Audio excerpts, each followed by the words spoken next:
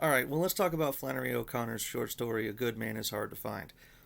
Um, Another really great story by Flannery O'Connor. This one doesn't have quite the humor in it that Good Country People has. Although, there are a few funny moments. Certainly, some of the dialogue between the grandchildren and the grandmother are somewhat humorous. But we're set up from the very beginning a story of suspense, right? The first paragraph introduces us to the idea that this figure, the misfit, has who's a violent criminal, has escaped from a federal penitentiary and is presumed to be hiding out in Florida somewhere. The grandmother says she doesn't want to go on this vacation to Florida. The family argues with her. So we're set up from the very beginning to expect that they're going to go to Florida and that the misfit is going to play a part. Now, we don't necessarily know that they're heading to their ultimate demise. But again, it is a story of suspense, and so we're sort of waiting as the story progresses. When are we going to see this misfit figure? And O'Connor does a nice job of kind of dragging this out. You've got the kind of sidetracking to this old house that the grandmother thinks she remembers, but then has a weird feeling that no, maybe it wasn't here in the first place. It was a completely different state. It was in Tennessee.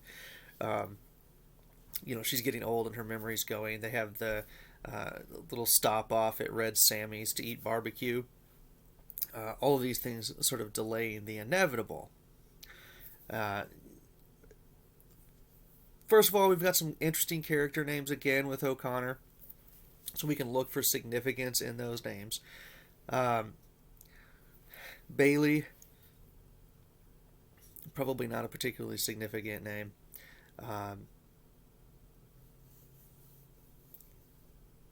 The children have names that are highly significant. So you have the little boy whose name is John Wesley. John Wesley, of course, is the founder of the Methodist Church. So that's a very significant name, particularly with what we know about O'Connor and her interest in writing this Christian realism. And then his sister's name, interestingly enough, is June Starr. Now, this is a name that's not as easy to unpack, but it seems to have astronomical or possibly even astrological suggestions. So June, of course, is the month of the summer solstice, which is the longest day of the year. This is the day in which the star, the sun, in this case, if we're reading it this way, provides the most light, right? It's the most exposure that we get to the sun in a single day. It's also technically the reason we get the most sun is because the tilt of the pole is its furthest inclination or declination towards the sun. This creates an image in our mind of sort of a bowing to the sun. So there's a kind of religious suggestion in that as well. There could be astrological suggestions to this as well. June Star is associated with the sign of Gemini, which is the twins, and here we have the little boy and the little girl. So either way, but it's really interesting to try to think about what those names maybe signify. And then, of course, the misfit, which is a name that's probably allegorical. This is who he is, right? He names himself the misfit to represent everything about him, right? That he does not belong. Now, what doesn't he belong to? That's one of the things that we have to figure out. He sees himself as not belonging to society. There is an irony to him, right, in that the misfit is who is supposed to be, and now I say misfit here with a small m, right? All of people who are misfits are the ones who are supposed to be both most in need of salvation from Jesus Christ, as well as the ones that he seeks out and gives purpose to, and a home to, and a place to. And we see this deeply sort of evangelical interaction at the end of the story between the grandmother and the misfit, where essentially he just rejects Christianity, right? He actually blames Jesus um, for creating a situation in the world that results in him being a misfit. And I think, you know, part of this is when you read the story, you associate somewhat with the misfit because that idea of being misfit, right, is something that a lot of people can relate to. We're all misfits at some point. We all don't. There's always a scenario at some point in our lives, and for most of us, it's more often than not, right? And we feel like we don't fit in. We're not a part of this, whatever this is. The church, class, your family, a group of friends at some point that maybe progresses and moves on without you, an athletic team, whatever it is. We all have these periods where we feel like we're misfits. And of course, one of the things that we try to do is we look for something to blame it on. What do we blame this on?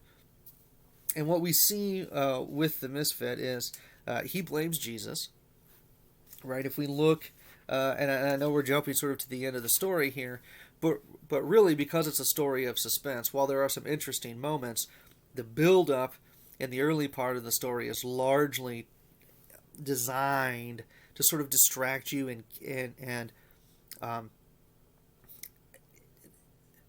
in my mind, it's sort of a feint, and that is FEINT, right? Like a distraction, right? Like you would have, and the idea is it makes you not like these people, which puts you in a bit of a quandary when it comes to their murder, because you don't like the misfit, you don't like this idea that he's going to murder these people in cold blood, but you also don't really like these people, right? There's not much to like about any of them. Not Bailey, who is kind of just a wad, right? And the grandmother, who's a real nag, and the two kids who are rude, and the mother who is just absent. Right? I mean, she is just like, it's me and the baby, and the rest of y'all are on your own. And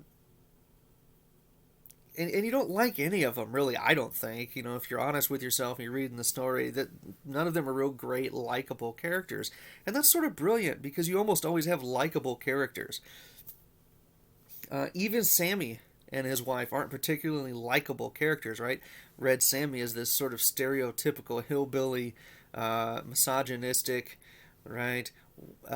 Walking around with his big fat belly and this overalls with no shirt, making barbecue and telling his wife to go fetch beers and set the table, and the wife who's sort of in denial about it all as well.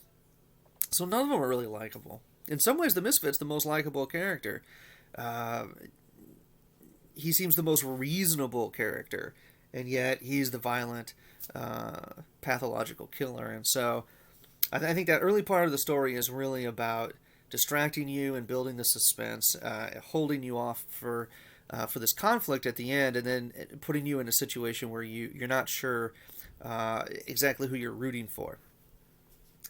And so we want to look at this end. This really, it's the conversation between the grandmother and the misfit that goes on for several pages. That's really the interesting part of the story, right? You've had the car accident.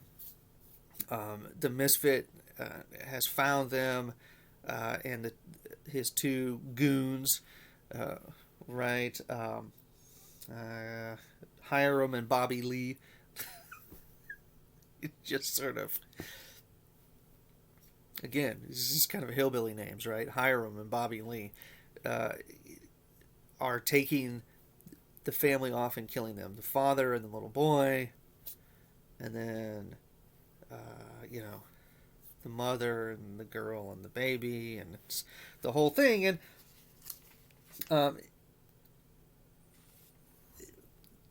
the old woman is pleading with him not to do these things. She's the only one who takes any action, right? I mean, the father doesn't really try to fight back. The The kids don't try to run.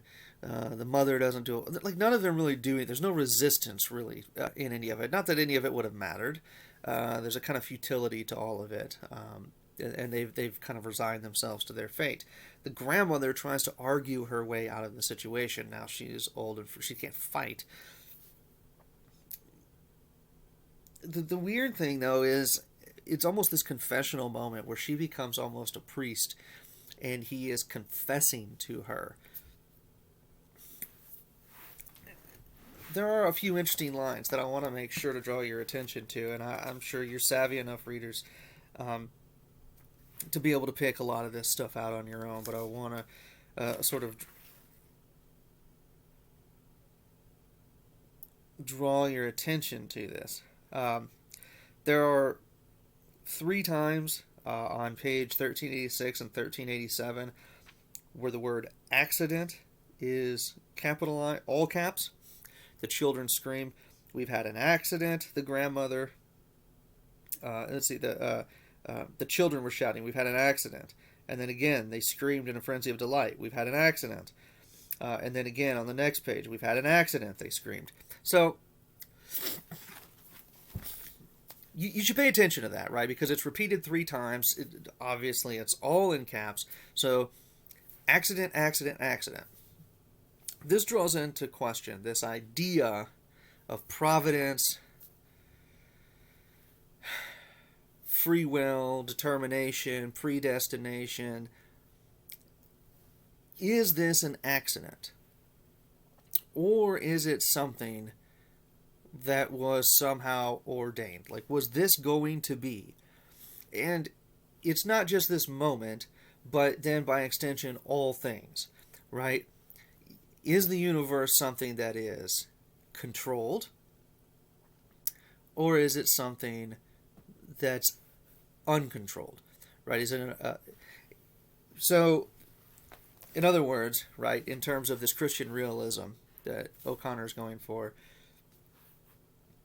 is this an accident, or is it the result of something?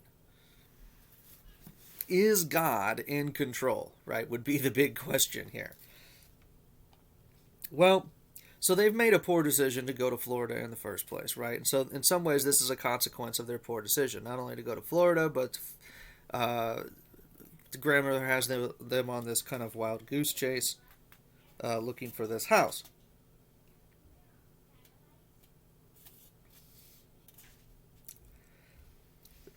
So the idea of accident versus intention or some kind of providence is an important thing to keep in mind. The other thing then we'll notice as we look through this is the misfit's very polite. He's not rude. He has about him this very southern decorum, right? He is good country people. He is embarrassed by the fact that he's not wearing a shirt in front of a lady. So he puts on the shirt of the husband.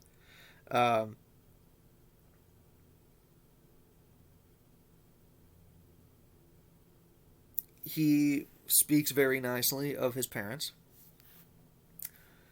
He's very calm and collected and proper, right? And so all of this, especially in deference to this older woman. So again, the same thing that we saw in Good Country People. We have this idea of sort of southern propriety, manners, that difference between the way you behave and who you are, that creates this tension between what's important, right? And we see set up for that early on through the story, right, where you've got the grandmother arguing with the children. So, for example, on 1382, about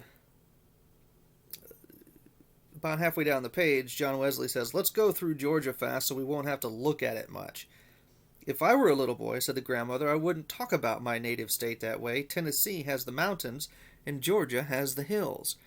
So she's trying to, as the voice of an older generation, to teach him this propriety.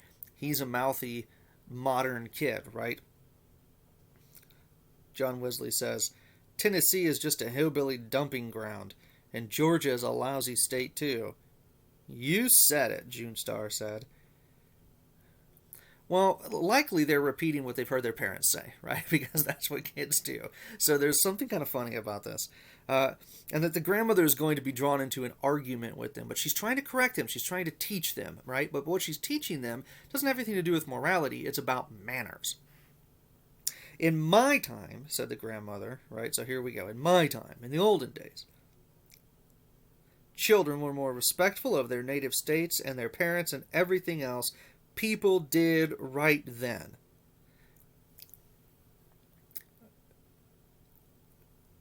And then this is where it gets dicey, right? And this is what Flannery O'Connor is so good at. Immediately now, in this discourse by the grandmother, here's what happens, right? People did right then. Oh, look at that cute little pickaninny, she said, and pointed to a Negro child standing in the door of a shack. Wouldn't that make a picture now? Okay.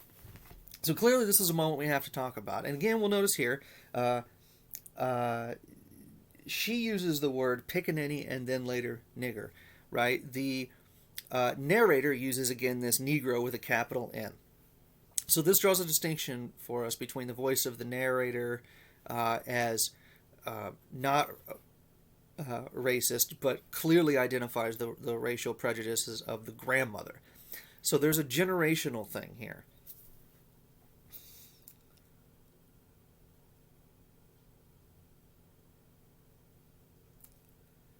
She says, if I could paint, I'd paint that picture.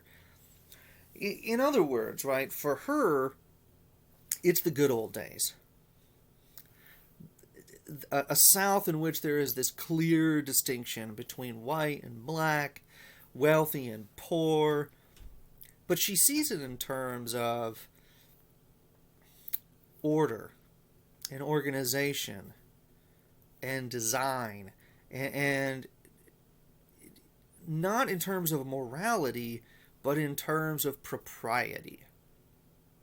That there was something good, that people treated each other in a particular way at this point in time, but she's not including everyone in that conversation, right? So we see that difference there. And then, so when we come to this conversation between her and the misfit, he has this propriety, and she recognizes it in him. And she says, you wouldn't shoot a lady, would you? I know you're a good man. You don't look a bit like you have common blood. I know you must come from nice people, good country people. Yes, ma'am, he said, finest people in the world. Again, this tension here. What are good people, right? That it's in his blood to be good. That it has something to do with the way he looks, with the way he speaks, and not with his actions. And this is a deep, deep concern of O'Connor, and it's a deep, deep concern in considering Christian values, evangelical values, and coming from her perspective as a Christian to say, we value too much the propriety, the putting on of suits, your Sunday best, the going to church, the saying the right things, not the behavior. Right? We value too much what's on the surface and not what's deep under. And that seems to be the tension between her and the misfit. She tries to talk to him and get to the point of why he behaves the way he does.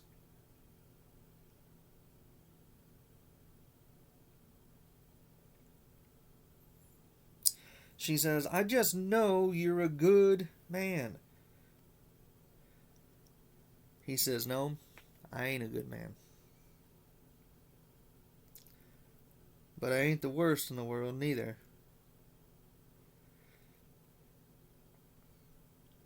It's some that can live their whole life without asking about it, and it's others has to know why it is. And I have to know why it is. Asking questions. This puts you in a position of being a misfit within the church, which has a convention, a set of teaching, dogmatic teachings. You don't ask questions. This is the way it is. The book tells you. All right? And now she's putting this in secular context, but it again, this tension. Why is asking questions a problem? We saw this in Good Country People. Why is Joy going to college and asking questions and learning intellectually a problem?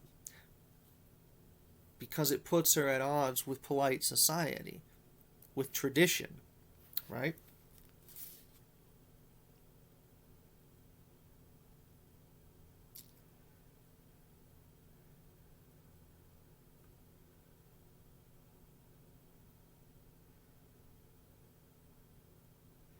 She asks him if he ever prays, and he shakes his head, says no. Says he was a gospel singer for a while. And she urges him to pray. Pray, pray, pray, pray. This is on 1389, right?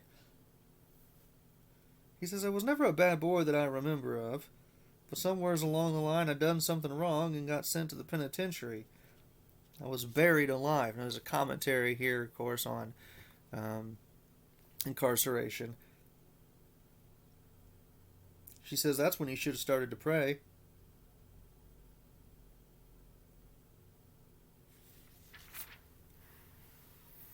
He says, I don't even remember what I did. But they told me I did something. They had papers on me, right? She says, if you'd pray, Jesus would help you on 1390. He says, that's right. She says, well, why don't you pray? He says, I don't want no help. I'm doing fine by myself.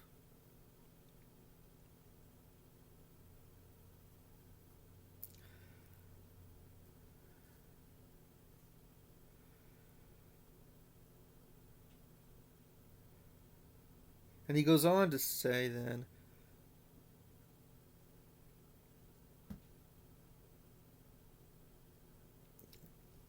right, on 1391, Jesus was the only one that ever raised the dead.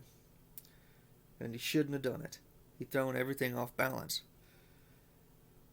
If he did what he said, there's nothing for you to do but throw away everything and follow him. And if he didn't, then there's nothing for you to do but enjoy the few minutes you got left the best way you can. Like killing somebody, or burning down his house, or doing some other meanness to him. No pleasure but meanness. So he basically is saying here, it's Jesus' fault. Jesus screwed everything up, right? Everybody lived, everybody died, everybody had the same chance. Jesus brought somebody back from the dead. He promised to do it again. So now you have to make a choice. You either have to do what Jesus says and give up on yourself and your own pleasure, or you have to just forget Jesus and make yourself happy for as long as you're alive.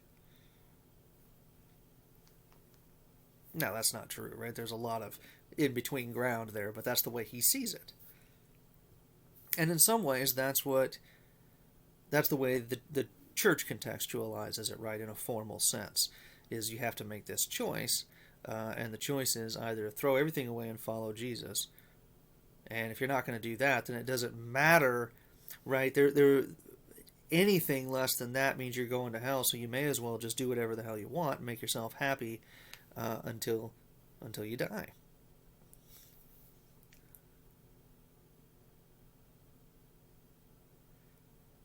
She says, well, maybe he didn't raise the dead. And he says, well, I wasn't there, so I can't say. I wish I would have been there. It ain't right I wasn't there, because if I'd have been there, I would have known. And I wouldn't be like I am now. Suggesting that if he could have seen Jesus do it, then he would believe it and follow him. And if he had been there and seen that it didn't happen, then he could ignore the church teaching and just be a normal person and not worry about going to hell. That, of course, defies the logic of faith, and so, again, emphasizing his misfitness. He doesn't belong in the church, but he doesn't belong outside the church now either.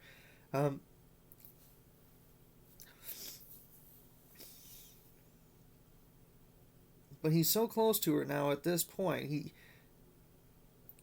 He's right in her face, and she sees him, and she says, "Why, you're one of my babies. You're one of my own children." She reaches out and touches him on the shoulder, and he jumps back as if a snake had bitten him and shot her 3 times through the chest. Now, there's a lot going on here, right? So, first of all, let's just look at the obvious symbolism. He jumps back as if a snake has bitten him. In this context, clearly the snake is supposed to invoke this Christian tradition of the serpent as the devil, right? So here she is trying to preach to him about Jesus, and he reacts to her as though she's the devil. So this is an interesting moment. Also, he shoots her 3 times. Well, 3 is a clearly significant number. 3, it's on the 3rd day that Christ is resurrected, obviously. 3 is suggestive of the Holy Trinity, which is the triune God, God the Father, God the Son, God the Holy Spirit. And then it's also suggestive of the 3 crucifixion wounds, which would be pierced through each hand and then the 2 feet together. Right? So there's a lot of Christian symbolism going on here. Essentially what happens is he reacts to her as though she's the devil, and then he crucifies her. So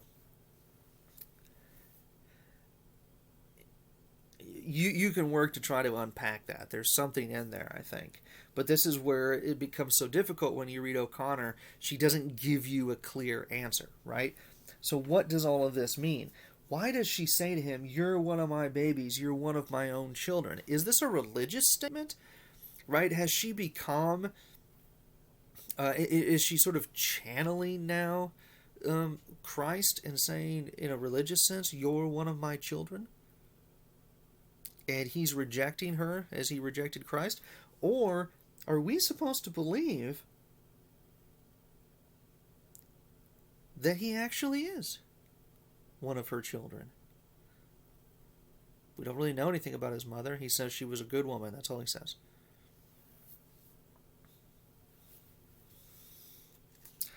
It's unclear.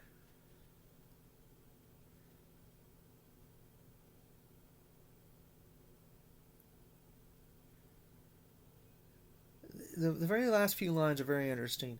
Bobby Lee comes back and says, "She was a talker, wasn't she?" Very casual about the whole thing. And then the Misfit says something very interesting. "She would have been a good woman if it had been someone there to shoot her every minute of her life." What does that mean? Does it mean that we're only good people if we live constantly under the threat of death? Is that a commentary on Christianity? The idea that we're good because we live constantly with the threat of damnation?